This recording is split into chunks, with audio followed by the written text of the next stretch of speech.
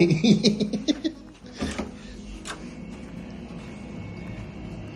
akong ano. Hi baby, I love you.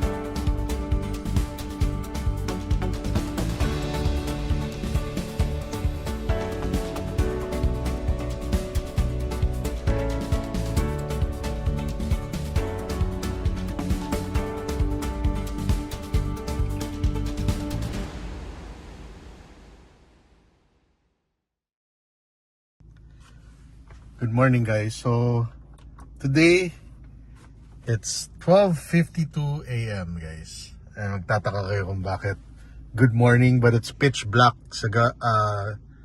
pa rin kasi nga I had to wake up very early. And Andrea, if you're watching this, happy anniversary guys. It's our anniversary to actually kahapon. Still our anniversary pa naman. I'm going on a little trip, actually a fishing trip. It's a deep fishing trip, deep fishing. So we have to wake up very early. I'm gonna go with the tito of Andrea, si Tito Ricky, and Andrea's cousin and brother, Carlo and Paulo, and the friend of Carlo, si Mikey. So we're here. Papagas lang ako. Ayan guys, kasi walang gas to. I brought the car all the way from Manila to here in Subic. So we're here in Subic now, and yun na, basically we're gonna go deep fishing. It's my first time. I'm gonna bring you guys along kasi I don't know what to expect. Alam ko it will take 2 to 3 hours from the dock all the way to where we're going. Anyway guys, like I was saying, nandito kami now. Actually I'm here in Tito Ricky's place and Paulo's place dito sa Subic, inside the Freeport zone. So you guys, so we're gonna go deep sea fishing. So it's gonna be a journey guys. Basically whole day kami. So it's 1 a.m. We're leaving at 1:30 a.m. Tapos it'll take 2 to 3 hours to wherever we're gonna fish. Anyway, I'll film that for you guys. Tapos I think we're around 9 people guys. So yun nga, I just brought a backpack. Yun lang. So may backpack nandyan. It's somewhere there.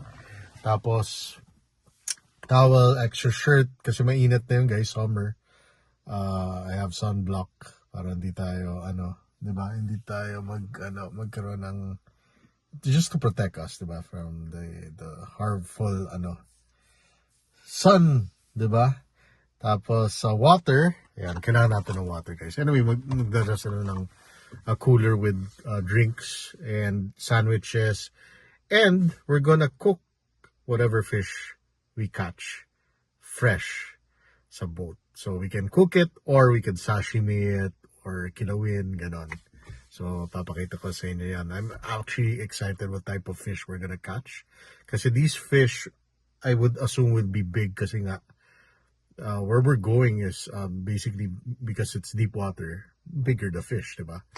The shallow waters, the smaller the fish. So yun guys, I'm excited. It's my first time, but I do love, if you guys watch my vlogs, I love just marine life and the ocean and what's, the whatever type of fish that we see under, in the water. And I have a very high appreciation for that.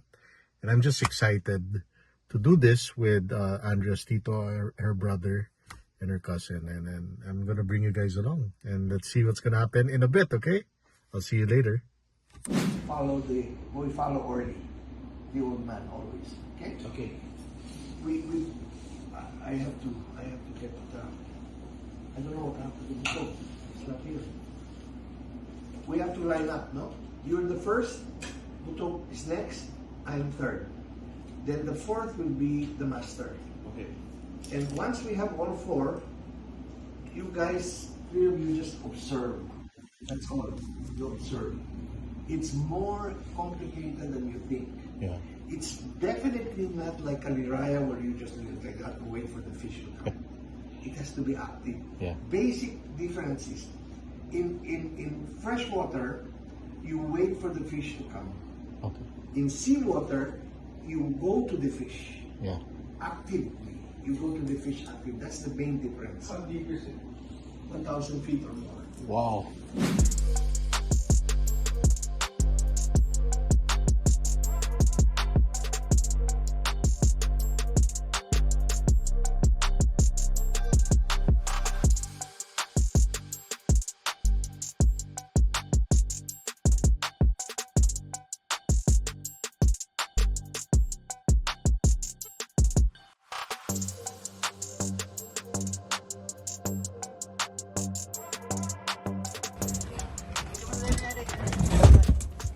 Ha? Where will my uncle sit down? I think it's it. Here? Oh, there? Yeah.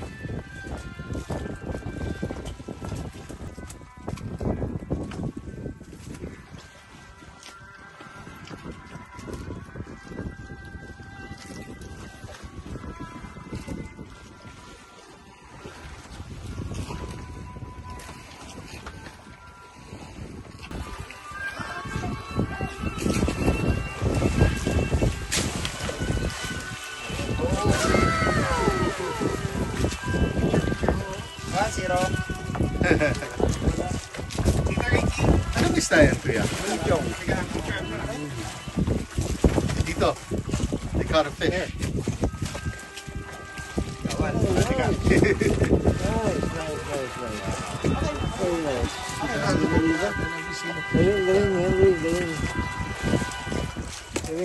Siya pa nakahuli. Si Orle. Si Orly. Opo.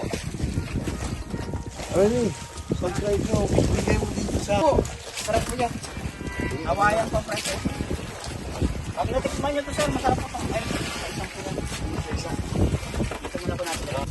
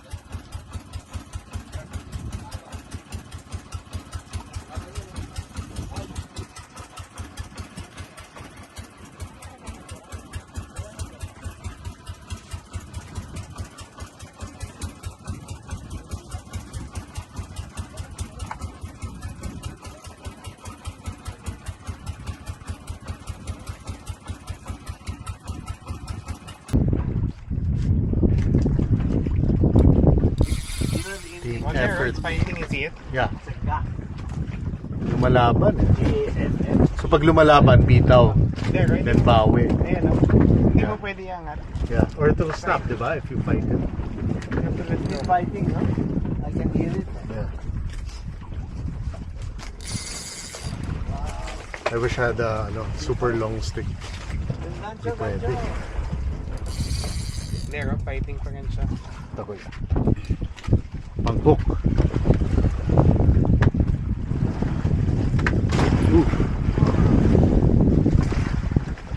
Ano kaya ako isa ha?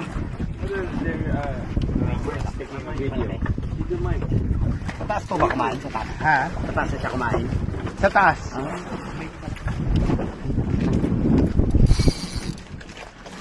Ano yung malaki?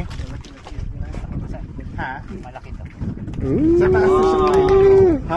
Yes! Paid off! Dalawang ganchong malaki. I have to get the bigger hook. Ano kaya yan? Yan ang surprise. Yan ang surprise. Hindi mo alam kung ano nahuli mo. I think that's part of the di ba? I'm getting the bigger hook. This is your biggest catch so far, probably. Oh. I wanted to bring it up. Baka masira eh. Wow! Wow! When you see the sweat, Doing that, you'll die. that's why Tito, I'm holding the camera. Wow! Malaman. Malaman.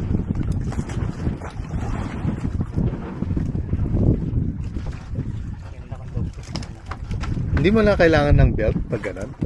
Hindi mo na kailangan. Kaya, no? Yeah, he wants a belt maybe. Huh? You get him Yeah, to make it easier, no? a belt. Kaya mo. Come on, guys, get him a belt. Yung black na belt, para it's easy. Ayun yung white. Okay lang? Okay lang daw. Yan, ang laki. Lapit na. May layo-layo pa. Oh, Mike, ang laki. Ang laki. Charlie? Carlo, give him a belt. Meron? Nasalita na. Ayan yan, oh. Umangat na, oh. Ayun. Ima yung kulay, oh. Let's go. yan. Area mo lang. Hinto mo lang, kaya Rems. Ren, hinto mo lang, hinto. Wait, yan na. Hinto. Anong color niyan? Anong fish yan? Wow! Go. Ay, sa'yo pala eh. Ikaw mo lang. Sagisik, Yan, anong fish yan? Wow, big. Ganda. How big? Wow! Woohoo! Laki! Oh, laki. Wow! Sulit! Galing! That's your tongue. Wild! Anong isda to? Sagisik po. Sagisi? Snapper. Snapper. Sarap. That's perfect Teka lang, for seaweed. picture lang ako. Ika lang po, tatanggalin muna natin yung ano. Oh, Wait, tanggalin lang natin. okay. Saan siya sumabit? Nilunok niya talaga yung ano. Buo. Talaga dito sa lure talaga siya. Tama po kayo ha. Wow! Wait, picture naman ako. Ang magaling yung nag-angat. Galing. He's the master. Galing. Wow. Wait, teka lang. Breathing. Natin yung ano, yung pinaka-building niya. Just how you take a photo. Imagine how much. Wait. Oh, buhay pa. Sasang pa hawakan sasang. Ano? Ha? Asang. Yan. Alright, Mikey, tayong dalawa. Go! Sige na, photo tayong dalawa. Sa'yo yun eh. Alright. Okay. Thank you po yan. Dito, boss. Ganda. Beautiful. Magaling yung umuli. After ilan hours? Kamba lang, not me naman ako. Siguro guys, after ilan hours? 10 hours.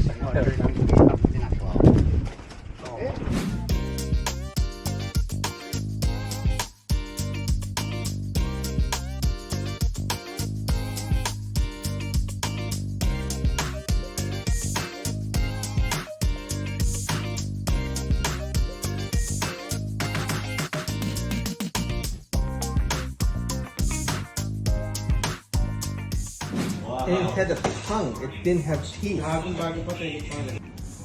Wow.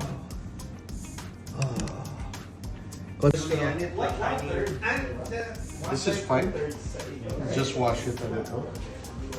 You don't need to really remove all the skin because what you're getting is Does she like fish? Is she mahilig to fish? なんか食べないのさっちゃん。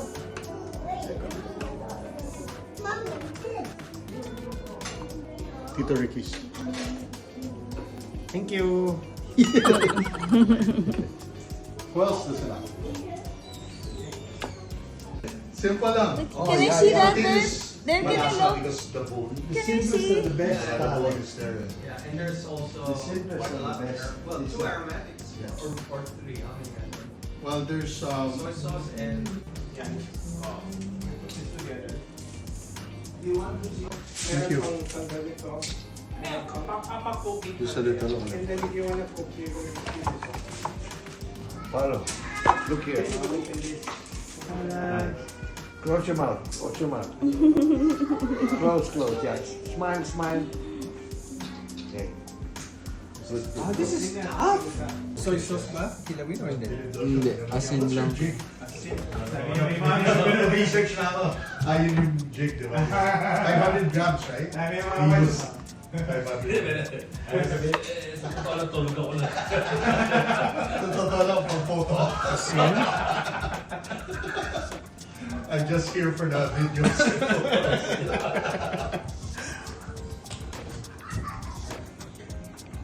Yan ang delikado when you post. Magaling.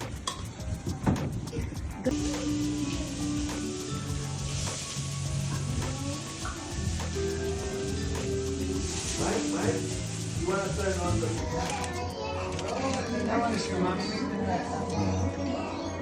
You have to wait for them.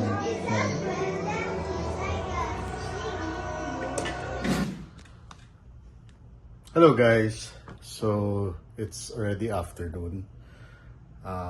Kakagaling na natin sa Subic, and as you watch this video, basically it was my first time na to go fishing, guys. So basically 17 hours kami nandun, guys. Umalis kami ng we left 2 ng umaga. Sa labas lang to ng Freeport Zone sa Subic. So there's a beach area. I forgot the name. Thank you pala to Tito Ricky, that's the Tito of Andrea, my girlfriend, for letting me come along and experience paano mag-fish. And to be honest, guys, I had no idea gaano kahirap to do, especially sa mga mangingisda, sa mga fishermen natin. Gaano kahirap yung buhay nila. Just to go sobrang early ng umaga. Like I said, guys, 2 ng umaga kami. But this is deep sea fishing. Depende sa anong isda na gusto nyo. Depende sa depth, diba, ng tubig. But we went, basically, ang biyahe namin, 4 hours going and 4 hours coming. So, biyahe pa lang 8 hours. Then mga 6 hours yata yung, or 7 hours or 8 hours yung pag-fish na talaga. And 4 hours, guys, wala kang makikita. As in, there's no mountains, there's no other boats, kami lang at that depth. There was a time we saw yung mga big ships, diba, going to Subic. Nakikita namin, pero yun lang. So kung may mangyari, kung may masira na makina sa yung bangka namin, mahirap. It's gonna be hard, but that's the risk that these fishermen take every single day, just to catch fish, to feed their families, at the same time to feed us. Binibenta sa palengke, diba? And despite I really enjoyed it. I really enjoyed yung paano mag-fish, mga jigging, mga ginagamit na lure, mga lure or yung mga galunggong na hinati-hati para makahuli ng isda. So the experience talaga was something else. Very tiring. Alam mo naman, summer, mainit talaga. Bangka lang naman kami. We were 4 Tito Ricky, the brother of Andrea, and Andrea's friend si Mikey, then ako. Tapos, 4 rin sila na mangingisda nandun. And without them, nako, hindi kami mag-survive. Talagang sila yung, we depend on them and they don't depend on us. We depend on them talaga. And masasabi ko lang na it's a humbling experience to catch we caught 2 fish, guys. So, we caught a Hawaiian pomfret or mongkong na tinatawag, tapos snapper. Maraming alam ko ano yung snapper. Pero yung pomfret, medyo mahirap na huliin yan. Pero masarap. Which I cooked, guys. As in the video, diba? Nakita nyo. And, you know, I just have a great appreciation on how hard it is. Yun yan. Pag hinuli namin, we caught it. And it's so happy. Makita mo yung mga mukha ng mga mingisda. Even kami na, you know, it took us 4 hours to get there. Another 3 hours or 4 hours to catch 1 fish, guys. 4 hours nandun lang kami. In the middle of nowhere. And we caught the fish. And nakita namin yung isda. Iba yung feeling talaga. Because of the hard work, the biyahe, the preparation, everything else. Tapos, we had lunch. Na maganda dyan. Kami, nagdala lang kami ng sandwiches. Sila, meron silang ulam, guys. And they were so kind enough to share their ulam to us. And ang ulam was sinigang na baboy. And to them talaga, it's just a humbling experience. Imagine, they don't make a lot of money. Hindi naman sila kumikita ng malaki. Pero the fact na, as we all know, pagdating sa pagkain at saka being Filipino, we're always giving. Kahit wala na tayong mabigay, we're still giving. And that's a trait of a Filipino that I don't know if other, you know, it's rare. Eh? It's rare to see that in anywhere in this world. Na wala ka na nga, magbibigay ka pa, mag-offer ka pa. And hangang-hanga ako sa mga ganang tao. And I think that's always what we should spread. I think the more blessed we are, the more we should be more giving. But at the same time, instead of being boastful about it, let's be kind. Let's be more, how do you call it? More humble about it. How we go things in life. Let's share information. Let's share experiences. That's why I do these vlogs, to share my experiences with you guys. And yeah, it's an eye opener. It makes you you know, it's a humbling experience. Ang hirap ng buhay nila. Tayo, we complain about the inconveniences sometimes in life na sila, it's a matter of life and death eh. Pag hindi sila nakahuli, paano sila kakain? Or paano sila makakita, magbenta, diba? And that happens, guys. When you fish for 10 hours, 15 hours, the whole day, paminsan mo na ka makuhuli.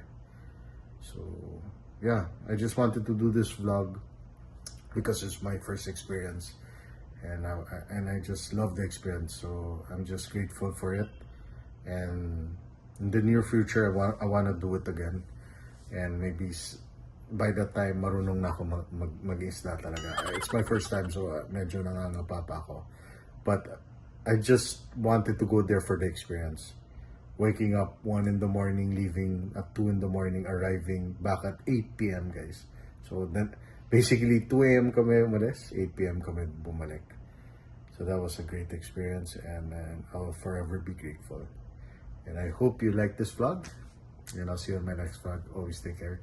So I'll try to do a mix of car reviews kasi that's my first passion, guys. And I'll do these type of vlogs also. So take care, guys. God bless.